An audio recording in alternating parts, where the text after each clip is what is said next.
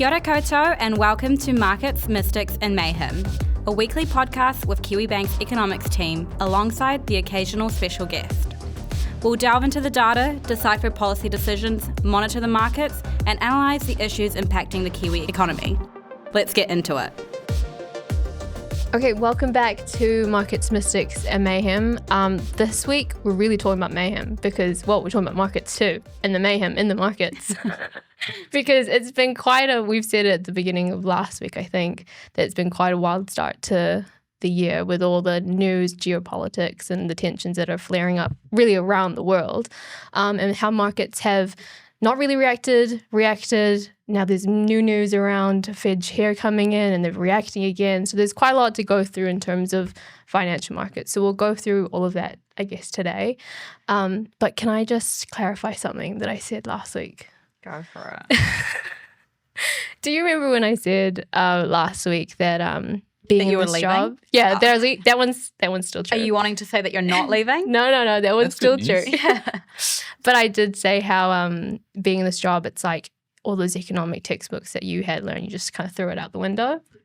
Because it's maybe a bit too facetious, maybe a bit too flippant to say. It has kind of felt like that at points when we were talking about negative interest rates. Maybe I just didn't attend class that one day. But for the most part, this job, again, this is me plugging the role, this job has made those textbooks that we talk about actually come to life. You know, when we're talking about the Phillips curve or just anything macroeconomics and how markets move, this job, as I've always described it, as the sort of nexus of macroeconomics and markets. You're seeing those textbooks come to life. And I think that's why I've enjoyed this role, this organization, this whole team so much this whole time, because it's just seeing those textbooks come to life. I remember when I was talking to my supervisor before I got the job, he was saying how being a bank economist really is kind of the practitioner of the discipline, and it's quite a rare thing to have. And so I think that's why this job has just been so much fun, because when you have a love for economics that's really been started through high school and right through uni, and to be able to do it on a daily basis, it's really quite fulfilling. So that's my more well thought out plug for the role. But yeah, there are times when you're kind of scratching your head being like, I don't quite remember reading this at uni or at school. But for the most part, we are talking about those same demand and supply curves intersecting. So I feel better now. if you're a uni student listening in, basically that's MJ's pitch for you. Read your textbooks, do your readings because they're them important. In the room. But the learning doesn't stop at uni. No, basically that's the sum of it. Yeah, the uni gets you in the door, right? You've got to learn those fundamentals. You've got to learn the theory, and then from there, your learning is exponential. Once you leave university. People think you do all your learning when you're at uni. No, I think what we were saying, I've said it before, throw your textbooks out, this is what's happening.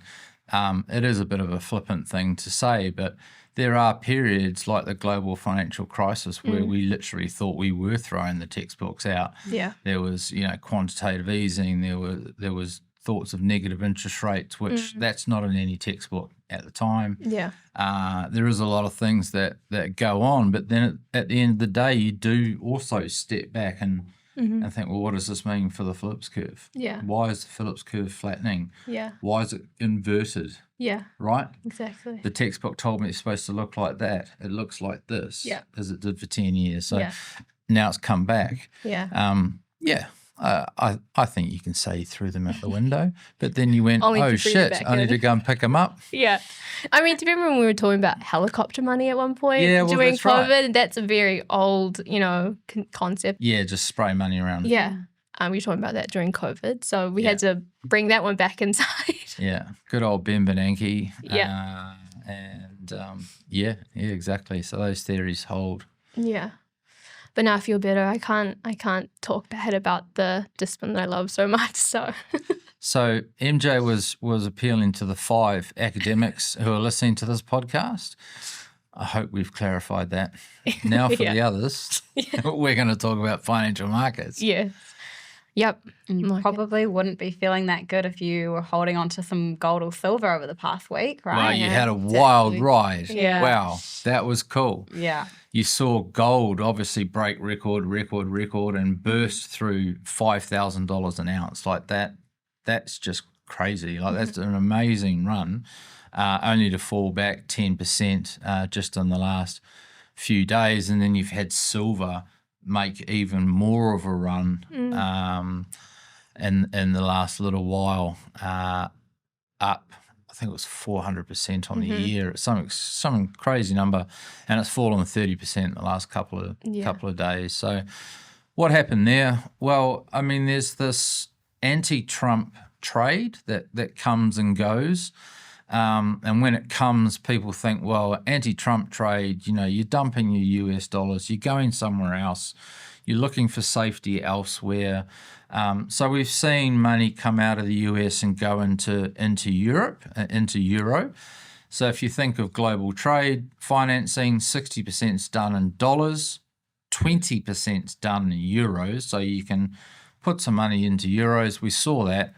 But I just want to remind listeners that it was only 13 years ago where they were forecasting the collapse of the EU. So good luck there long term. Japan, that's a conversation in itself, but it's certainly not a investment destination for many. And then you look at your way around the world and you put your money in Swiss francs and whatever. But what really took off was people putting money in the precious metals, right? It's an anti-fiat currency trade. It's I'm going to buy something physical that I know has been highly valued throughout the history of mankind. Basically, you've got 10,000 years of people loving gold, if not longer. So that's why we saw gold and silver really take off. But what caused the collapse? Not really collapse, massive pullback. Well, as you said, people tend to go to these safety assets when they're feeling a little bit like things are a bit volatile and they might not have much faith left in the US dollar as the reserve currency. Obviously, we talked about how that's more of a rebalancing and maybe taking a bit out. But when they're a bit nervous, they go somewhere else like gold and silver. Now people are feeling a bit more risk appetite. It's kind of returned. They're feeling a lot of that move in recent weeks has been from some of the attacks on the Fed's independence, particularly because we know the current chair, Jay Powell, is soon to end his term, and Trump was going to nominate a new a new Federal Reserve chair. And there was quite a bit of fear given the sort of recent attacks since even last year. I think we had Donald Trump, if I recall, calling Powell a loser, major loser, getting angry that rates weren't too slow Powell, being angry that rates weren't coming down fast enough. And there was a bit of concern that, there was going to be quite a lot of government interference with the Fed, which, we want the central bank to be independent. One of the top runners actually was Kevin, how do you say his last name again? Hassett. Yeah. Kevin Hassett, who is one of Trump's economic advisor. And so obviously there was a big sort of red flag on markets thinking, okay, this might be, the Fed's independence might be coming under threat. Hence why we saw more of that push into, precious metals. But we got the new Fed chair. It's another Kevin, battle of the Kevins. Like, how funny. Kevin Warsh. Warsh, yeah. Who markets have taken to be, not as politically tied to Trump. Kind of. Yeah. And that's kind of helped pare it back a bit more. But, yeah, MJ, do you want to talk a bit more about who this Kevin Warsh is? Yeah, he was actually a Fed board member back in 2006 to 2011, so during the GFC, so a pretty critical time. But he kind of had this reputation in markets to be a monetary hawk, an inflation hawk, quite critical of the Fed's use of QE during that time. So it was kind of, I guess, at first glance, kind of interesting that he was even in the running, given that, Trump's rhetoric has been trying to get lower interest rates.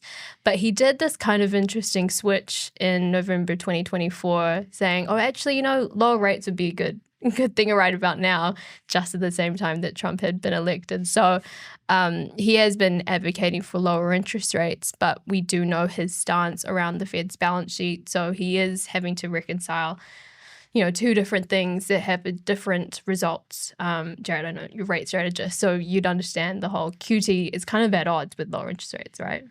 Yeah, so the idea of QE, quantitative easing, is that you create cash with one hand. You go out, you buy predominantly government bonds.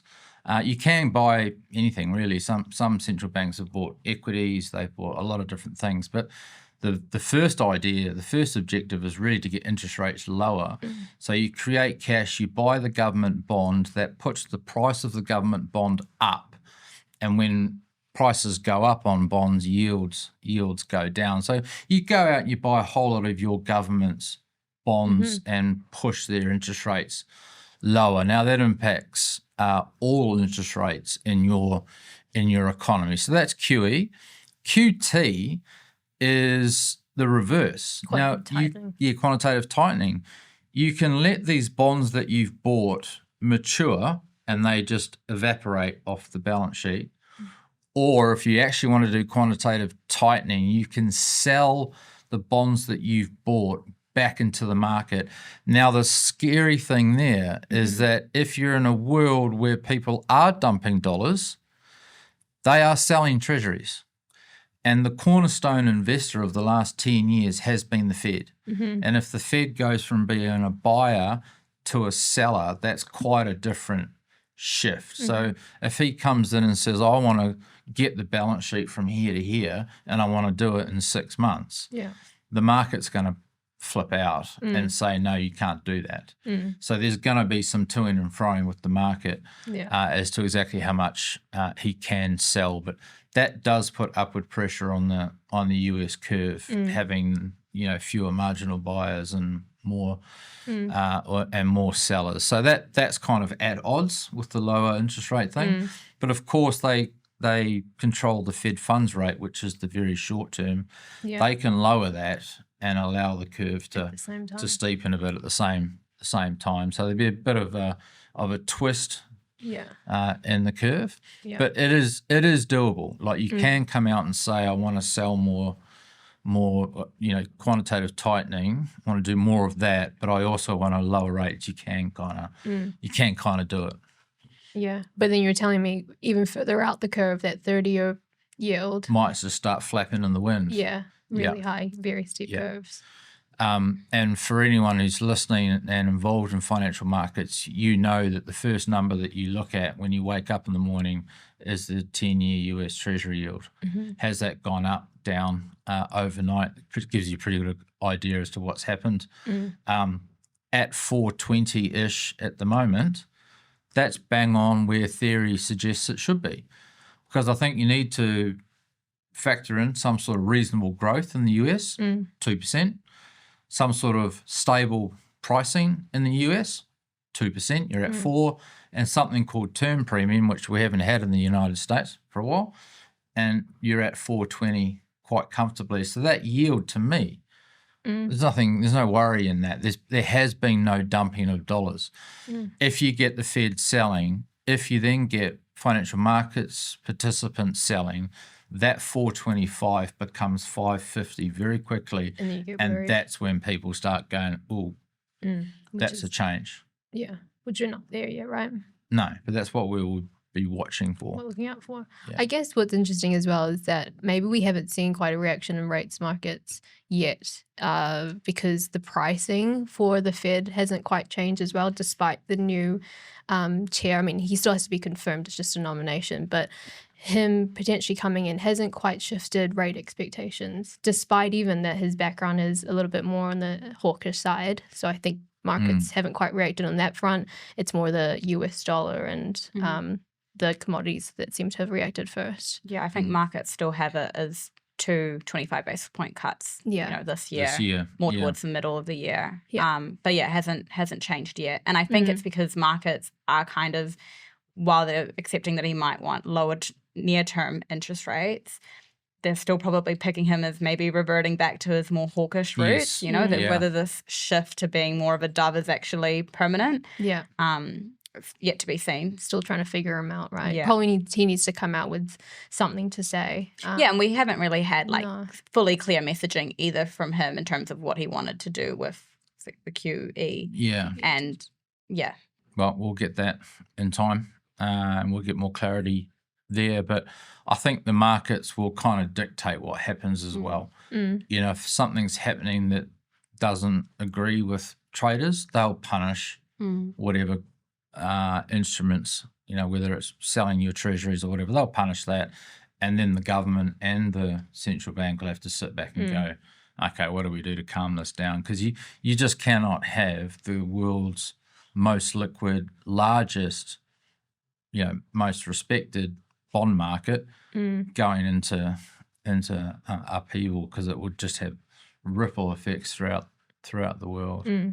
And that's another reason why I don't quite buy into the whole de-dollarization yet, because yes, there may be other currencies that you can transact in instead of the US dollar in replace of it, but the US bond market is just too big. That's huge. For people to jump out of. So you can kind of, as much as you want, try to get away from the US dollar, but you can't do it. Yeah. I mean, if you've got $1 million under management, you can do whatever you like. You can put it all into NVIDIA. Well, I don't care. But if you've got... That's a US stock. Well, true. It's equity. Yeah. That's so funny. You see, you can't get away from it. You can't get away from it. Actually, fair point. What do I change that to? Put it into Rocket Lab. Yeah. No, that's US listed. Oh, shit. That's quite funny. Put it all into an Australian miner. You can put it into Airbus. That's European, right? Well, something in Japanese, right? Because their stock market's done quite well. But this is just proving the point. They were in 1987? Yeah, maybe. But this is just proving the point of how hard it is to really escape. Well, you know what? When you're dealing with very, very large amounts of money, like Belinda Newman here, our treasurer, right? She's dealing with very large amounts of money, and there are liquidity policies which are front and foremost, right? You need to be able to buy and sell that asset at extreme times. And liquidity is up here, and then you start thinking about returns and stuff, you know, beneath that. So you just don't have the liquidity in the Kiwi market. You don't have, believe it or not, liquidity in the Aussie market. And if you look at where our super funds invest money when they go overseas, they look for liquidity first, and then they look for yields, right? So we do, as a nation, invest quite a bit in the United States, because when you get into the billions of dollars, it's hard not to. It's really hard not to. And we have an intern come in today, and I was kind of overhearing your teachings to him, and you were talking about how our bond market's very illiquid, and it's actually our swaps market that we use, which is where banks hedge their mortgage flow. So that's where our liquidity is most found, right? Yeah. No. Well, we're a small economy, and we don't actually have many government bonds on issue, which we could tie that back to how our productivity is. Not where it is, because of lack of financing options in this country, but also the fact that our government bond market's quite small, because we don't actually have a lot of debt. Our government doesn't actually have a lot. It's all household debt. Yeah, it's mostly household debt.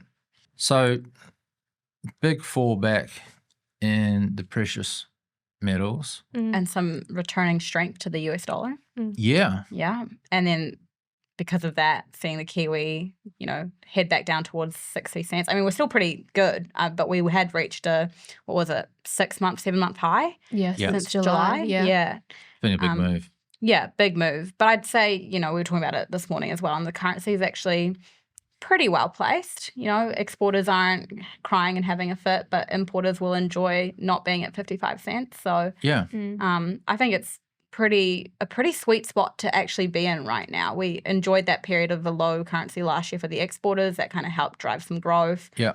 Now the currency is a little bit higher in that 60 cent range. That means it will be good for our tradable inflation, which has been going up. So it's quite a sweet spot, but we do see it, with the recovery taking place throughout the year.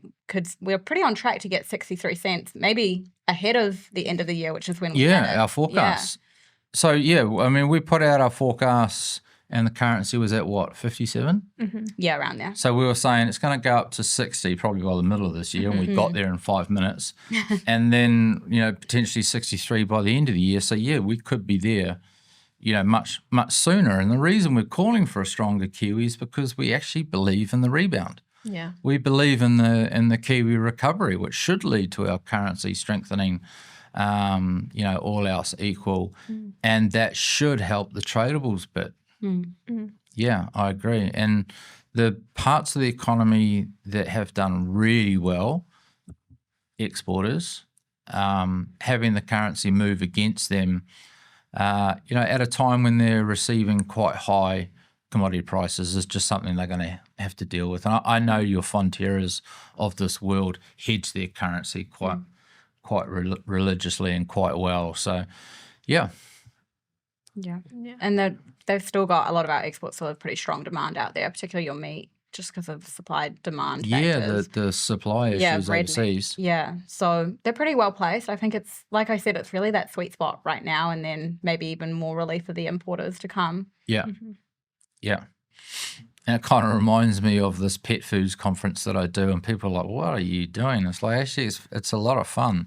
There are hundreds of companies in New Zealand that produce pet food, and most of them are exporters, so you never hear of them.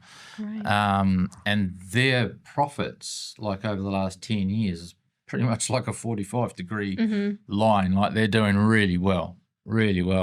I'm doing it again in a couple of weeks. I'd love to hear what they think about the currency moving against them. Yeah. But I would suggest that they would turn around and say, well, we're so profitable, we can wear that currency move. So is that just because pet population has just climbed post-COVID? Everyone had a pet, so then, I think so. Yeah. I think things went really nuts for them over that COVID period. But it takes time, I guess, to increase the number of pets and that you've got. But yeah, most of them are exporters. So I imagine, the Australians, whoever we're sending it to, have obviously done the same thing. Yeah. The Kerr household's gone from 3 dogs down to 1. And then lost the last one, and we're back to 3. So in terms of pets, so it's really you that's driving up that 45-degree line.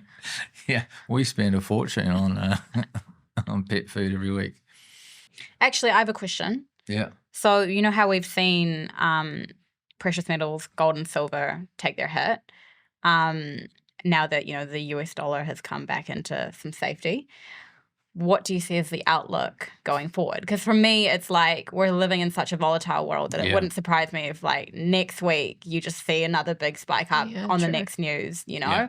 You kind of on the same page as that? Yeah, I think so. I think it's a good question. I definitely am in the camp that the world is not dumping dollars. They're rebalancing away a little bit from dollars. So the US has the largest military at the end of the day, right? They are the global reserve currency.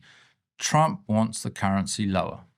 So this 10% fall that we've seen in the US dollar, which we're all getting excited about, is exactly what they want to see. They want to make their export sector cheaper. So no matter how you go about it, and obviously we would disagree with the ways he's gone about it, but hey, the currency is cheaper from their point of view. This is not a concern at all.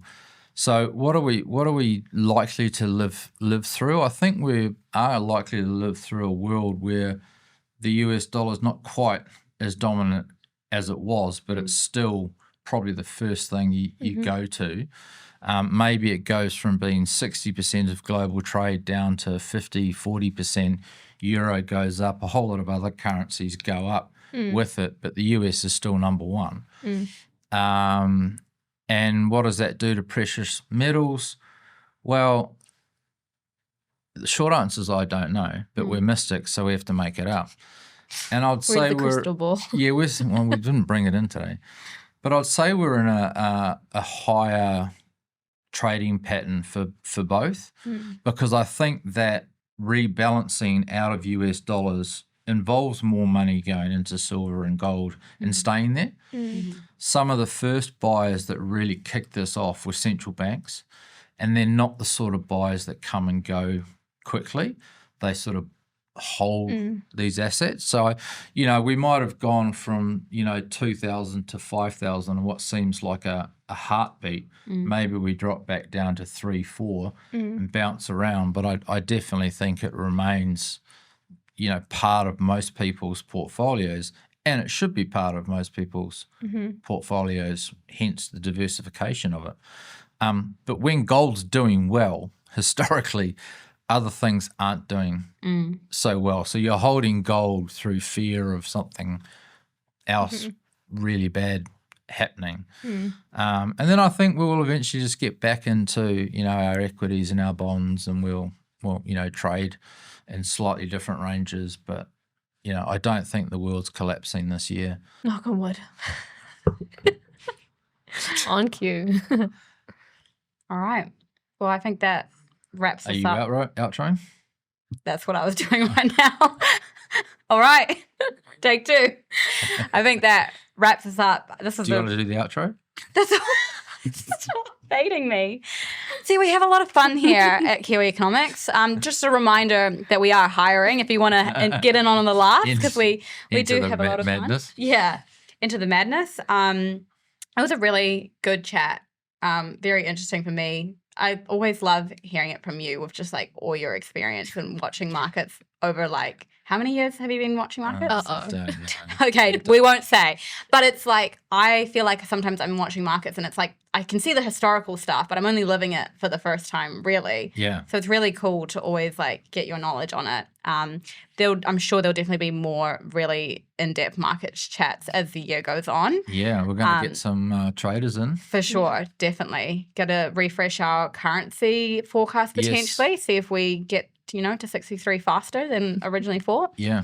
But that wraps us up for this week. It's been fun. As always, we'll catch you next week. We're talking about the labour market. Funny, because we're hiring.